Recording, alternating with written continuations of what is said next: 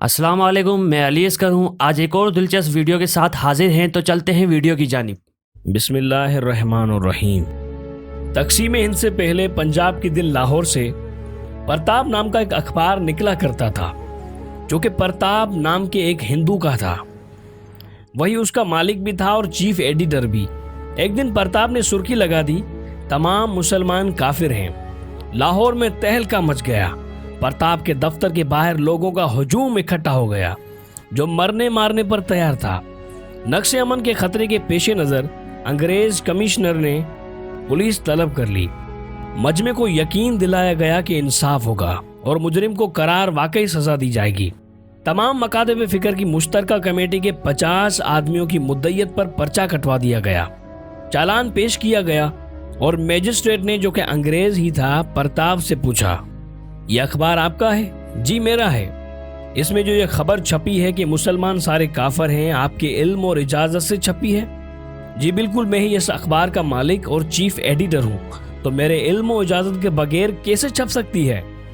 आप अपने जुर्म का एतराफ़ करते हैं? जी ये जुर्म है ही नहीं, तो मैं इसका एतराफ़ कैसे कर सकता हूँ? मुझे तो खुद मुसलमानों ने ही बताया है, जो मैंने छाप दिया है।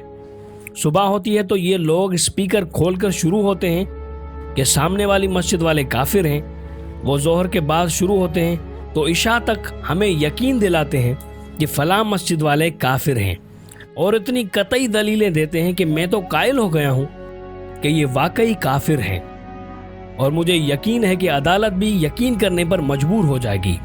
बस अगली तारीख पर फलां मोहल्ले के फलां मौलवी साहिबान को भी बुलवा लिया जाए, और जिन 50 आदमियों की मुद्दत पर पर्चा काटा गया है, इन्हें भी अगली पेशी पर बुला लिया जाए, तो मामला एक ही तारीख में हल हो जाएगा। अगली पेशी पर तमाम मुतल्लका मौलवियों को, जो कि सुबह शाम दूसरे फिरके के लोगों को मुदल्लल तौर पर काफिर करार देते थे, और प्रताप ने जिनका नाम दिया था, बारी बारी कटहरे में तलब किया गया। मजमे में से तमाम अफराद को कहा गया कि दियोबंदी, अहले हदीस, बरेलवी अलग अलग खड़े होंगे।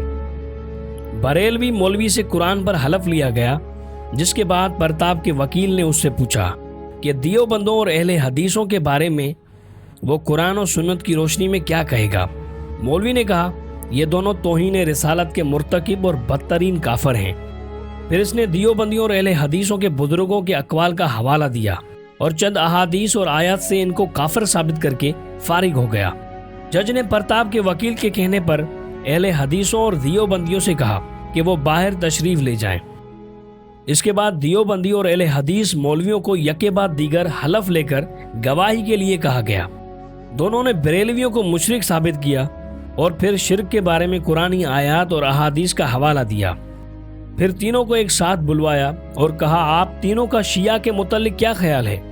तीनों ने मुश्तरका तौर पर कहा, जनाब हम तीनों इस बात पर मुत्तफिक हैं कि शिया हमारी नज़र में पक्के काफिर हैं। फिर मजिस्ट्रेट ने सबको अदालत से बाहर भेज दिया। इसके बाद प्रताप के वकील ने कहा कि मजिस्ट्रेट साहब, आपने खुद सुन लिया कि ये सब एक दूसरे को काफिर समझते हैं और बबागे दोहल कहते भी हैं, और काफिर होकर अदालत से निकल भी गए हैं। अब अदालत में मौजूद लोग बचते हैं। इनमें से मुद्दइयों के वकील साहब भी इन तीनों फिरकों में से किसी एक फिरके के साथ ताल्लुक़ रखते हैं, लिहाजा ये भी काफिरों में से ही हैं। बाकी जो मुसलमान बचा है उसे तलब कर लीजिए ताकि केस आगे चले। मजिस्ट्रेट ने केस खारिज कर दिया और प्रताप को बाइज्जत बरी कर दिया, और प्रताप अखबार को भी दोबारा बहाल कर दिया। यह धंधा तक़सीम हिंद के 70 साल बाद भी जारी और सारी है। तमाम मुस्लिम फुकाहा के भाइयों से गुजारिश है कि खुदा के लिए एक दूसरे को काफिर और मुशरिक कहना छोड़ दें। अगर आपको ये कहानी अच्छी लगी हो तो हमारे चैनल को ज़रूर सब्सक्राइब करें और बेल के आइकन को ज़रूर प्रेस करें, ताकि हमारी हर नई आने वाली वीडियो आपको जल्द से जल्द मिले। शुक्रिया।